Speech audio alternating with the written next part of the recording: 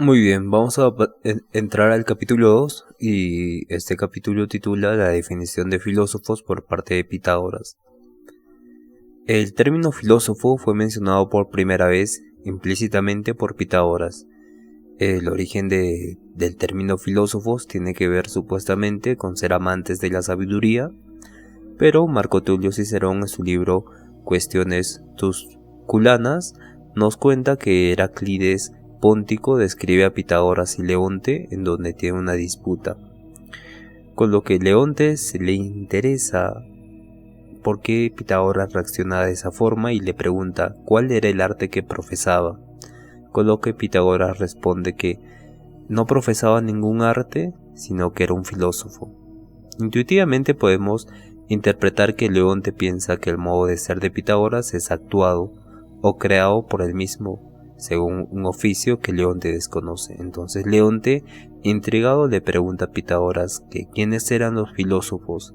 y qué los hacía diferentes de los demás hombres.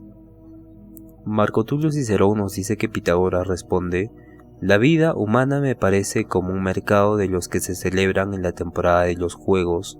pues de la misma suerte que allí algunos buscan los ejercicios de sus cuerpos, la gloria y la nobleza, habían otros que venían en busca de las ganancias y del lucro por medio de la compra y venta. Sin embargo, había otro linaje de hombre, el más noble y más generoso de todos, los cuales no buscaban ni el aplauso ni el lucro, sino que venían a ver y considerar lo que se hacía y de qué modo.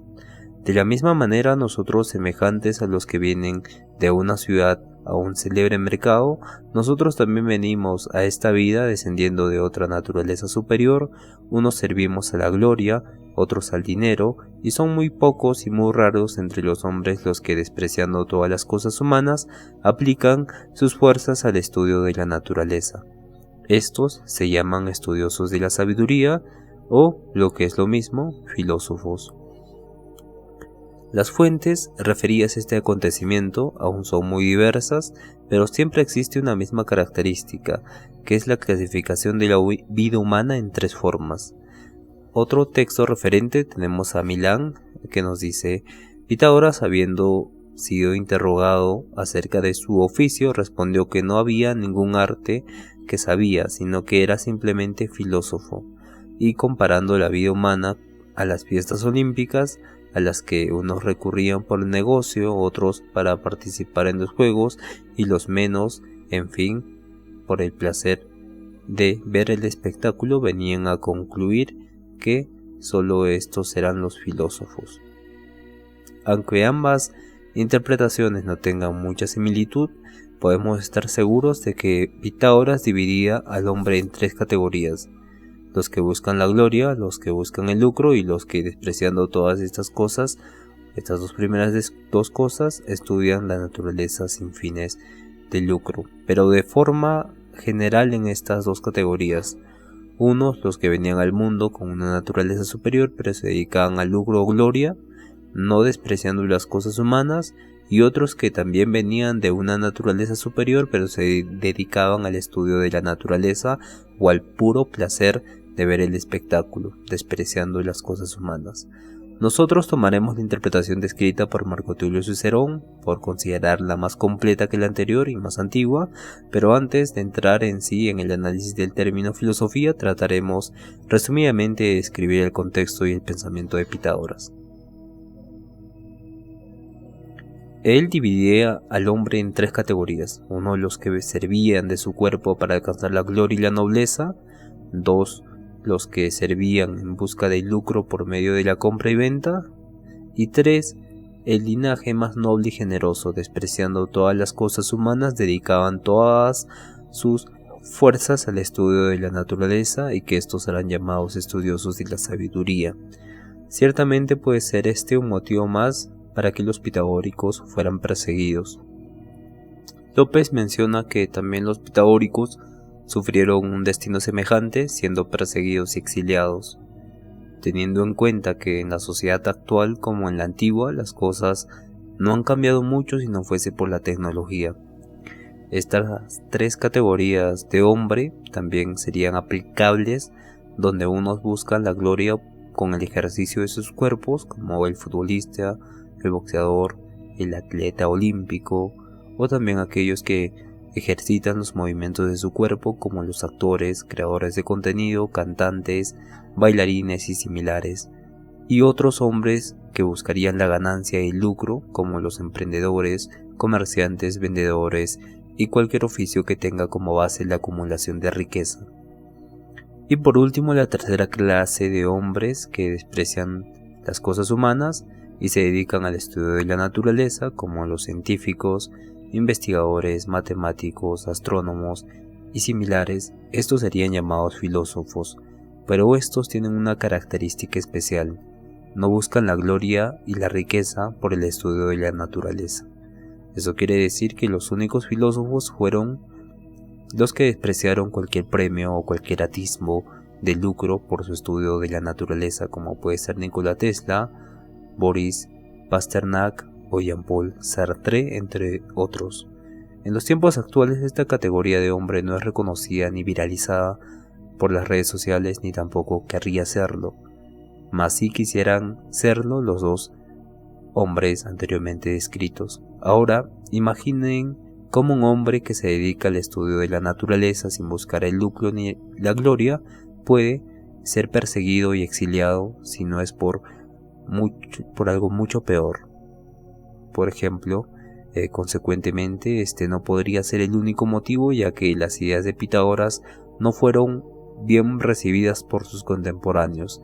ya que no compartían ciertas creencias sobre los dioses y sistemas comunes de pensamiento griego. López nos dice que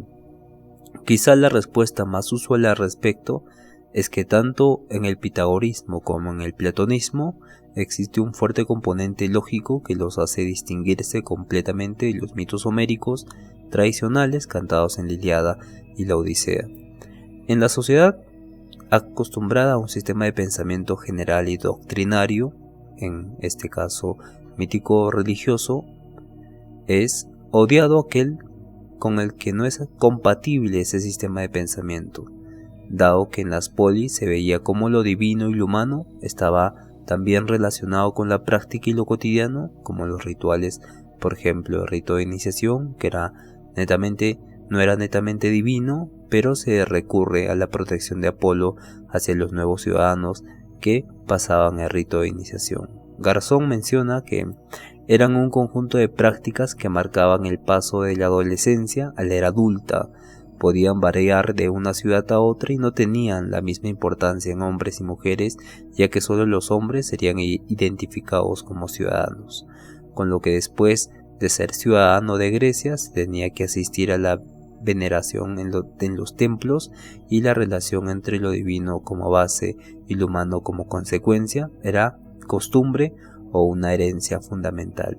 Saavedra nos dice que al hablar del ser humano, del hombre, implica primero hablar de Dios, o más concretamente de los dioses y su relación con los hombres. Pitágoras, al tener una visión más razonable sobre los dioses y el universo, era visto como una amenaza para las polis, dado que él dividió al hombre en tres categorías y separa en dos destinos humanos, ¿no? Los que desprecian las cosas humanas y los que se valen de eso, teniendo en cuenta que la condición más noble y generosa es aquella que desprecia las cosas humanas, y describe también inconscientemente cómo se rompe la relación entre la divinidad como característica principal de la finalidad de la vida humana, a tener como finalidad la búsqueda del lucro, nobleza o gloria, dejando de lado la relación entre humanos y dioses y su coexistencia recíproca. Posiblemente esta sea una de las causas de que Pitágoras fuera perseguido por sus contemporáneos. Saavedra nos dice que el mundo de los griegos es un mundo en el que coexisten en una suerte de dialéctica natural los hombres y los dioses. Estos, de nuevo en contraposición con las otras religiones, particularmente con el judaísmo y el cristianismo, no se encuentran fuera del mundo, sino inmersos en él, hasta el punto de poder afirmar que para los griegos los dioses hacen que sea una parte integrante de la naturaleza, son parte integrante de la naturaleza. O sea que el estudio de la naturaleza, como dijo Pitágoras, también puede estar relacionado con el estudio de los dioses, dado que la naturaleza integra a los dioses, es decir, que los dioses también podían ser objeto de estudio. Esta posiblemente era una causa más de su exilio por parte de sus conciudadanos. El aspecto mítico religioso de los griegos no simplemente era un ámbito del saber, sino también de explicar la realidad, pero de forma costumbrista, de forma cotidiana, que había perdido el valor divino realista que antes se le atribuía a la naturaleza, porque esta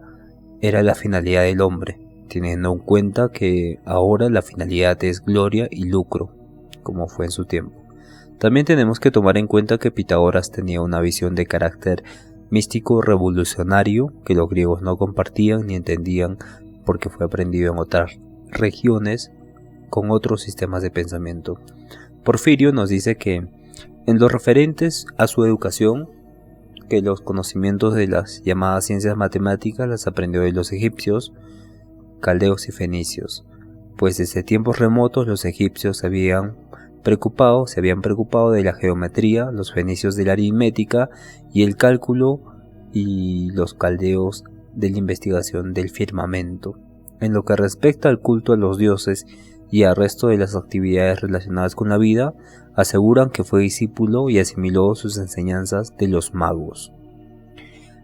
Con lo que romper con lo establecido y traer conocimientos nuevos era algo peligroso para la estructura y la creencia de los antiguos griegos, ya no solo por decirles que ya no se dedicaban de forma consciente a los dioses o no tenían conciencia de ellos, sino que también traía enseñanzas foráneas sobre la vida y los dioses, como también la forma de vida en que los seres de una naturaleza superior se dedicaban a cuestiones humanas tan vanas como la gloria y el lucro. Bien, llegamos al final de este segundo capítulo y quisiera pedirles un favor. Estoy haciendo una colecta para comprar un lector de ondas cerebrales profesional para poder estudiar y avanzar con este libro